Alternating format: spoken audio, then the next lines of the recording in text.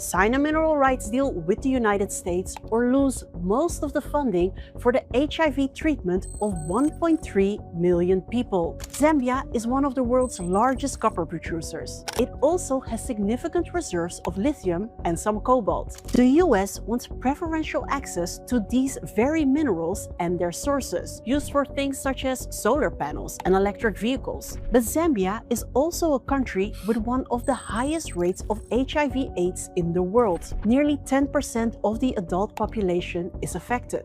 For over 2 decades, Zambia has relied on a US program called PEPFAR to fund about 80% of its HIV response. So how are Zambia's minerals and HIV programs related? A US State Department Memorandum of Understanding shows the two sides are negotiating a 5-year health deal to replace one that expires on April 30. The proposed agreement states that all healthcare funding will be immediately discontinued if no deal is reached, and that deal is supposed to include preferential access to Zambia's minerals, meaning American companies get priority rights over companies from other countries. But that's not all. Washington is also demanding 10 years of access to Zambia's health data, but only offering 5 years of funding. HIV and other health data is valuable for pharmaceutical companies developing new drugs. Whatever medications, vaccines, or profit come out of it, Zambia would get no guaranteed share of the profit. In Kenya,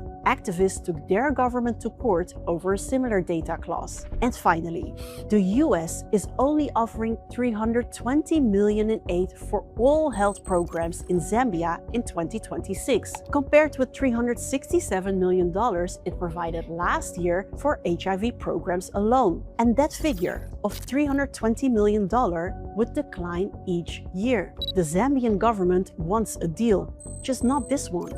They walked away from the negotiations in late 2025, just as Zimbabwe did with the US over similar health data concerns. This is not the first blow to Zambia's HIV programs. When US President Donald Trump began his second term, he froze foreign aid, affecting PEPFAR. For the first time in the history of the program, fewer people were treated than the year before. The US government says PEPFAR has saved over 26 million lives, but it now looks like the survival of 1.3 million Zambians may depend on a mineral deal.